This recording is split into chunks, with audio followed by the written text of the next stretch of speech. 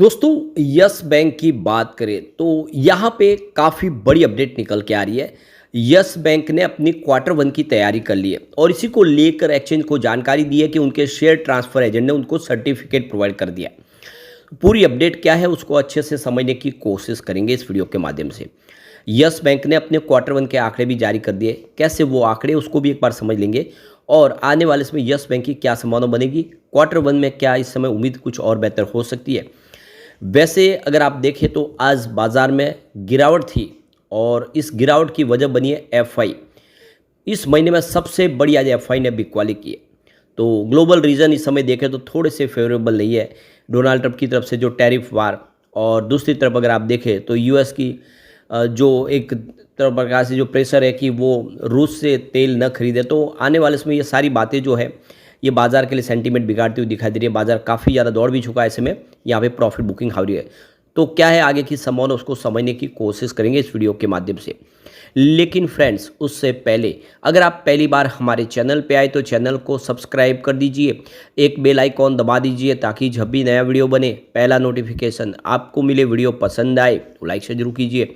चलो friends video start करते हैं। मैं हूँ आपका दोस्त एसबी दवे और हमारे अपने चैनल ऑनलाइन कमाई में आपका बहुत बहुत स्वागत है। तो सबसे पहले बीएससी सेंसेक्स की बात करें तो आज 82,500 के स्तर पे क्लोजिंग देखने को मिली है, जहां पे 689 पॉइंट की गिरावट थी। बीएससी सेंसेक्स अब आप देख सकते हो कि आज 0.83% गिरा। तो जहां पे 84,000 के ऊपर पहुंच गया था वहां से वापस 82,500 के लेवल पे आ गया। तो गिरावट तो हुई है ऊपर के लेवल से। प्रॉफिट बुकिंग इस समय दिखाई दे रही है। आज की गिरावट की वजह बनी है एफआई। तो आज एफआई ने बाजार में जम के बिकवाली की है। आज 11,998 करोड़ का फ्रेश इन्वेस्टमेंट एफआई की तरफ से हुआ है, लेकिन सामने 17,102 करोड़ का उन्होंने माल बेच दिया, जिसकी वजह से आज उनकी जो बिकवाली निकल कर आई है वो 5,104 करोड़ की है। यानी लगभग 5100 करोड़ का उन्होंने आज अपना इन्वेस्टमेंट बेचा है। और इस महीने में अब तक उन्होंने 10,284 करोड़ की बिकवाली कर दी है। यानी इस जुलाई महीने में एफआई बाजार में बिकवाल है। ये आप देख सकते हो इतनी बड़ी बिकवाली नहीं होती, लेकिन आज अमाउंट बड़ी है। टोटल महीने में जितनी बिकवाली की उसमें आधी एक अकेले 11 जुलाई को यानी आज हुई है। अब बात करें डीआई की तो उन्होंने बाजार को संभालने की पूरी कोशिश की। आज डीआई ने 15,728 करोड़ का फ्रेश इन्वेस्टमेंट किया। सामने 12,169 करोड़ की उनकी तरफ से बिकवाली हुई है। तो जो खरीदारी निकल कर आई है उनकी तरफ से आज वो है 3,558 की, यानी लगभग 3,500 करोड़ का उन्होंने आज माल खरीदा है। और इस महीने में अब तक 12,402 करोड़ की खरीदारी कर ली है। तो एफआई के मुकाबले डीआई की खरीदारी फिर भी ज़्यादा है। उन्होंने 10,000 करोड़ की बिकवाली की थी, उन्होंने 12,000 करोड़ की खरीदारी के लिए।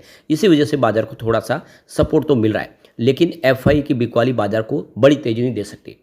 निफ्टी बैंक की बात करें वहाँ पर भी गिरावट थी। 56,754 के स्तर पर 201 पॉइंट की गिरावट थी, यानी 0.35% गिरा निफ्टी बैंक। बात करें निफ्टी प्राइवेट बैंक की तो यहाँ पे 28,075 के स्तर पर क्लोजिंग देखने को मिली, जहाँ पे देखिए 0.088% की गिरावट थी। यानी निफ्टी बैंक में गिरावट ज़्यादा थी, निफ्टी प्राइवेट बैंक में उतनी कोई खास गिरावट नहीं थी। और नतीजा ये रहा कि यस बैंक के स्टॉक में भी आज हमने गिरावट देखी है। अब इसके बीच में जो बड़ी अपडेट निकल के आ रही है, यस बैंक की तरफ से जो एक्सचेंज को जानकारी दी है उनको उनके शेयर ट्रांसफर एजेंट की तरफ से सर्टिफिकेट मिल चुका है। तो के फिन टेक्नोलॉजी उनके शेयर ट्रांसफ़र एजेंट है और उनकी तरफ से आप देखें तो अब ये सर्टिफिकेट मिल गया है। तो देखिए जून क्वार्टर की तैयारी हो चुकी है, प्रक्रिया पूरी हो चुकी है जून क्वार्टर की, और इसी को लेकर जो शेयर डीमेट और रीमेट से जुड़ी है खबर है। तो यस बैंक ने जो बीएसई और एनएसई को जानकारी दी है कि जून 2025 की तिमाही के लिए सेबी के नियम अनुसार रेगुलेशन 74(5) के तहत जरूरी सर्टिफिकेट जमा करा दिया गया है। ये सर्टिफिकेट बताता है कि जून तिमाही में जिन शेयरों को डीमेट या रीमेट किया गया है उनकी सारी जानकारी एक्सचेंज को भेज दी गई है। इस काम की पुष्टि के फिन टेक्नोलॉजी लिमिटेड ने की है, जो बैंक के रजिस्ट्रार और शेयर ट्रांसफ़र एजेंट है। तो देख सकते हो कि रेगुलेशन जो 74 है सेबी का, उसके तहत जो डिपॉजिटर और जो पार्टिसिपेंट रेगुलेशन 2018 के तहत हर कंपनी को ये बताना होता है कि उसके शेयर डीमेट रीमेट होने की जानकारी एक्सचेंज को समय पर दी गई है या नहीं। इससे तय होता है कि निवेशकों के शेयरों की ट्रैकिंग और सुरक्षा में कोई चूक न हो। तो ये देखो कि यस बैंक का जो कवरिंग लेटर 10 जुलाई 2025 को एनएसई बीएसई को भेजा गया है। के फिन का सर्टिफिकेट सीडीएसएल और एनएसडीएल के लिए अलग अलग है। 3 जुलाई 2025 को जारी किया गया है, जिसमें ये कहा गया है कि जितने भी सभी डीमेट रीमेट डिटेल स्टॉक समय पर स्टॉक एक्सचेंज को जब भेज दी गई जानकारी, इससे शेयर बाजार में पारदर्शिता और निवेशकों का भरोसा बना रहता है। शेयर खरीदने वालों के लिए क्या मायने हैं जिन्होंने यस बैंक के शेयर खरीदे, तो ये एक रूटीन है लेकिन ज़रूरी प्रक्रिया है जो बताती है कि कंपनी रेगुलेशन का पालन कर रही है। इससे आपके डीमैट अकाउंट में शेयरों के ट्रांसफ़र, अलॉटमेंट या रीमटेरियलाइजेशन जो शेयर फिजिकल रूप से है उसमें कोई देरी या गलती नहीं होगी और जो है समय पे सारा काम होगा। सीधे तौर पर नहीं, ये खबर कंपनी के कॉर्पोरेट गवर्नेंस और पारदर्शिता से जुड़ी है, लेकिन यस बैंक में जो निवेशक लॉन्ग टर्म के लिए है उनके लिए एक सकारात्मक संकेत है कि बैंक नियामक नियमों का अच्छे से पालन कर रहा है। अगर आप पहले से यस बैंक के निवेशक हैं तो यह खबर भरोसा बढ़ाने वाली है। अगर आप शेयर खरीदने का सोच रहे हैं तो आपको अन्य फंडामेंटल फैक्टर जैसे बैंक की बैलेंस शीट, एनपीए और ग्रोथ स्ट्रेटजी भी देखनी चाहिए। यह खबर बताती है कि बैंक की बैक एंड प्रोसेस और रेगुलेटर अनुपालन मजबूत है। यस बैंक ने जून 2025 तिमाही के लिए सेबी रेगुलेशन 74 के तहत सभी जरूरी जानकारी स्टॉक एक्सचेंज को दे दी गई है। ये निवेशकों के लिए भरोसे की बात है और बैंक की पारदर्शिता को यहाँ पे बताती है। तो कुल मिला के देख सकते हो कि अब यस बैंक की तरफ से तैयारी हो चुकी है, यहाँ पे रिजल्ट आने की अब संभावना बन चुकी है। तो यस बैंक का इस बार Q1 में जो लोन और एडवांस से देखें तो 2.46 लाख करोड़ के आसपास है, जिसमें पिछली बार था 2% की उसमें गिरावट हुई और 2.4 लाख करोड़ के आसपास आ गया।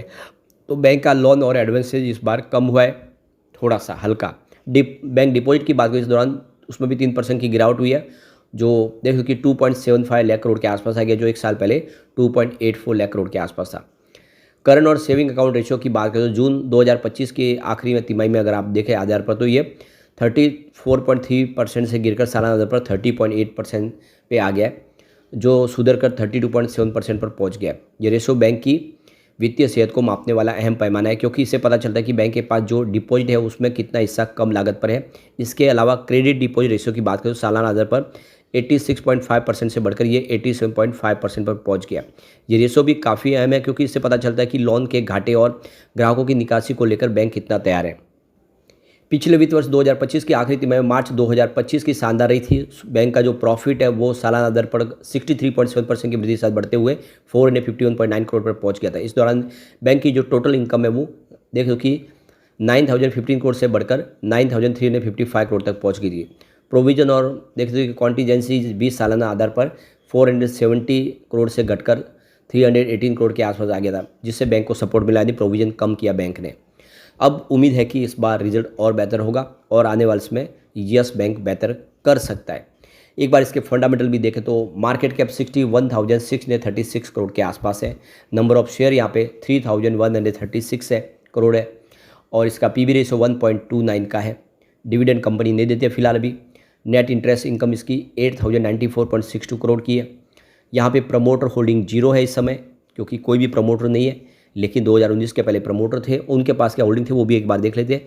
तो CAR इसका 15.4% है, ROC इसका 6.18% के आसपास है, इसका CSA रेशियो 30.90% है, इसका P रेशियो 25.62 का है, फेस वैल्यू इसकी 2 रुपीज़ की है, बुक वैल्यू की बात करें इसकी 15.23 रुपीज़ की है। तो आप समझ सकते हो कि स्टॉक अपने बुक वैल्यू से थोड़ा ही ऊपर है, यानी वाकई में स्टॉक सस्ता है। कॉस्ट ऑफ इनकम इसकी 74.36% है और इसका EPS 0.77 रुपीज़ का है। ROE इसका 3.09% है, तो इसका प्रॉफिट ग्रोथ 74.39% है।